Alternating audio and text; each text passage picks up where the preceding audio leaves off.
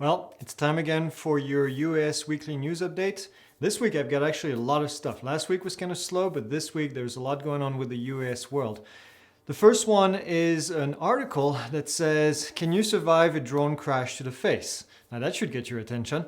The next one is some new regulation from the FAA that actually is going to release some of the UAS restrictions that they have on federal facilities. We'll talk about that a little bit more. Next, I want to talk hurricanes and drone flights. That's going to be something that's going to be happening in Florida this weekend. Another thing, I debated talking about this or not, but activists are planning to have drone disruption at London Heathrow. And I want to mention this. I want to get your point of view on this. And then the last thing is a segment on drone for goods, which is drones that have saved 450 babies in Switzerland, baby deer in Switzerland. And that's the drones for good segment. And then the last thing I want to mention again, the drone flying skills course that just released this week, and give you some more information on that. So let's get going. The first thing is this test that was done by Assure. Now Assure, here's the name. It's then for this. The Alliance for System Safety of UAS through Research and Excellence. That's Assure. They couldn't find a shorter name, so they did this over 25 different words. I can't wait to get a business card with that on my business card. Anyway, they conducted 520 tests using 16 different multi-rotors. And they came up to the conclusion that it's actually extremely difficult to create a fatality by using a drone to the face, by crashing a drone in somebody's face.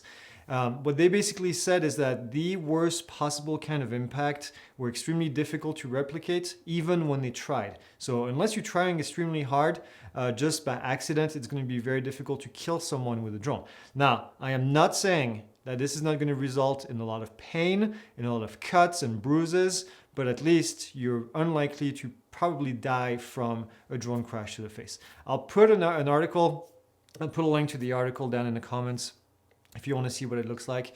There's quite a bit of data in here, which is kind of interesting. So show of hands and missing fingers.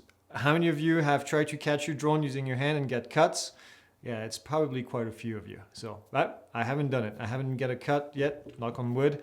I don't really do hand catch anyway, only when I have to, and I try to do it pretty safely. But anyway, let me know if you ever got into some troubles doing that. The next thing, a little bit more serious, is the FAA is planning on lifting some restrictions that they have on drone operation over some federal facilities.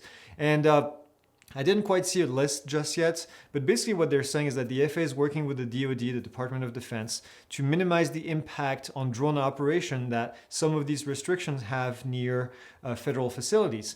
And currently those drones actually cannot fly in those areas, but in the future what they're planning to do is almost like a TFR, a temporary flight restriction, and that's going to be put in place at least 24 hours in advance, and it's actually going to be posted on the UAS facility map. Now, I've talked about the UAS facility map a million times in this channel. But essentially you can get all the grid restrictions, the altitude at which you can fly in controlled airspace, and so on and so forth. And that's going to be part of it. Now there's going to be three colors. There's going to be a gray color when it's inactive. There's going to be a yellow color when it's within 24 hours of being active. And when it becomes active, it's going to be red. So you'll be able to see it pretty easily. So you definitely need to add visiting the UAS facility map before you go for a flight. That should be part of your planning process. Anytime I have a flight coming up actually in a couple days for some videos.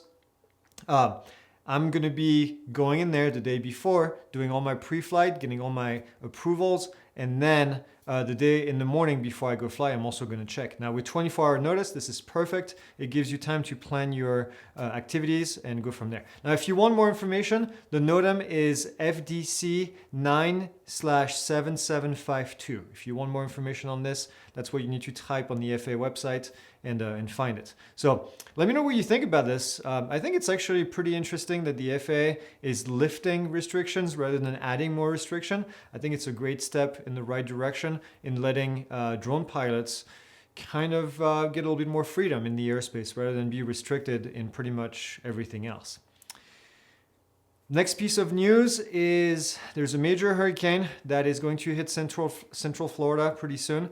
Now, the name of the hurricane is escaping me. Dorian, Hurricane Dorian. Now, I should know because I actually have a house still in Florida, right on the coast where it's supposed to hit. So I'm getting a little worried. I live in Arizona, some of you know. But the FAA is warning drone operators that want to fly in the area to not fly after the hurricane has hit. It looks like it's going to be a major hurricane, which is not a good thing. Could be a whole lot of damage, and there's going to be search and rescue going on. There's going to be a whole lot of stuff going on, and so you need to stay out of the way. There's probably going to be a TFR, temporary flight restriction. Please do not fly and prevent search and rescue from doing what they're supposed to do. Now, there's going to be drones flying, and these are usually approved by the government, and they have a special approval. They work together as a team. If you want to be part of it, look on Facebook, look in different places. You will see that there are postings. They're always looking for people to do this. So if you have some experience, just head out there and give them a hand. The insurance companies are always looking for pilots to go and do assessment of damage on houses after a hurricane, but don't do it on your own. Please coordinate with someone that's approved to do this, and let's do this the right way and not prevent other people from doing their jobs. If you live in the area, I want to know about it. Like I said, I still have a house over there. I have tenants in it. Hopefully they do what they're supposed to and keep the house safe. But it's supposed to be a pretty big one. It's supposed to hit right on. So unless it changes, it's supposed to happen between Monday night and Tuesday night. So it's going to be a long day. I lived through this for several years, over a decade, and it's never fun, quite frankly. The next thing I want to mention, and like I said in the introduction, I've been debating whether I wanted to talk about this or not because, well, quite frankly, I don't want to give these people any more publicity than they deserve. Now, a group of activists in the UK are planning to have drone disruption at Heathrow on September 13, I think it is. The drones, they say they're not going to fly the drones in the flight path and create a hazard. What they want to do is they just want to fly the drones high enough so it's picked up by the safety protocol of the airport, and then so they ground basically all the aircraft. Now, if you ask me, this is going to do extreme damage to the drone community. None of these people are part of the drone community, and they're using the drones as weapons. And if you ask me, they just should end up in jail before they even fly. So this is, I think, a major disruption. This is unfortunately something that we as a community have to deal with all the time. And I think in the future, it's not going to get any better. These drones are going to get weaponized and are going to be used to do bad stuff, and we are going to be the ones suffering from it. So let me know what you think in the comment. Please keep it civil. But I think this is going to be a major issue going forward as all these groups threaten to do this. Now, this is not the first time they've threatened to do this. I'm not even going to mention their name because I don't think it's worth it. But this is not the first time they've threatened to do this. And they actually didn't go through and didn't do it the last time. So hopefully they won't do this and just use this as a threat for now. But not a great idea. Drones for good. Let's do a good segment instead of idiots with drone segments. I've talked about drones for good in the past, and I want to make this kind of a central theme. And in eastern Switzerland, actually, drones were used with thermal imaging to find 450 baby deer that were actually hiding in pastures. And these pastures were supposed to be harvested. And you know what happens when they harvest pastures and there's baby deer in there? Well, they get killed. And so they were able to save 450 of them and relocate them to different areas. This was done with 19 drones and 150 pilots, which is pretty cool. I think it's a great effort. Again, showing what drones can be used for good stuff. And speaking of drones for good, a little shameless plug. Just released a new course this week. You may have seen the video that I posted earlier this week. Now, this has taken me a while to do this, as I mentioned in the video before, but the course is finally live, and I'm excited. A lot of people are actually enrolling in it. I'm getting a lot of positive feedback, but If you haven't heard from this yet, the drone is 50 maneuvers that are designed to improve your flying skills.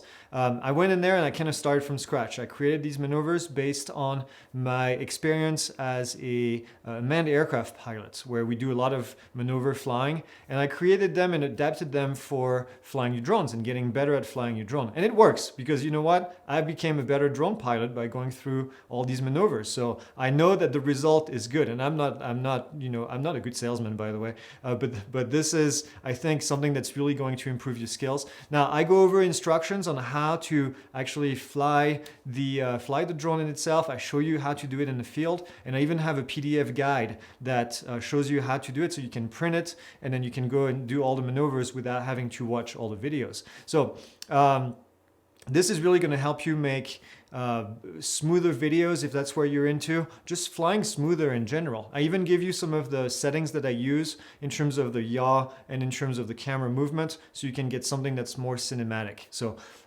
it's currently on sale. It's 75% off right now until Sunday night. So make sure that if you're interested, make sure that you go and sign up for this before it goes down. So if you've signed up for the course, please let me know in the comments, and I want to hear if you've already practiced or if you're planning to practice this weekend. Now, it's probably not something you're going to do during the week because it takes time to set up the course and everything, but I want to hear from you, and I want to see if you're doing videos. If you do, please record it and then use this hashtag. It's called Drone Master. The drone is called Drone Maneuver Mastery, and so Drone Master is the hashtag. Just tag us on Facebook, on Twitter.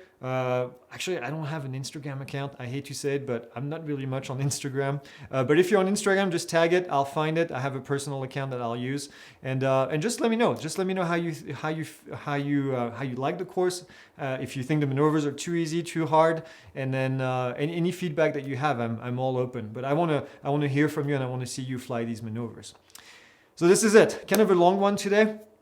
As always, leave a comment, like the video, subscribe if you want to get more of these videos in the future. I've got a whole list. I know I said that last week, but I truly mean it this week. I've got a whole list of videos that I want to work on and release on a lot of different topics. Now that I finished this course, I've got a bunch of other courses, and I won't tell you how many because it's a lot. A bunch of other courses on my list that I'm working on at the moment and that I will be releasing over the next couple months. So I'm excited about this. As always, love what I do. So any comments you have, leave them down there, and have a great weekend and have fun flying these maneuvers in the course. See you next week.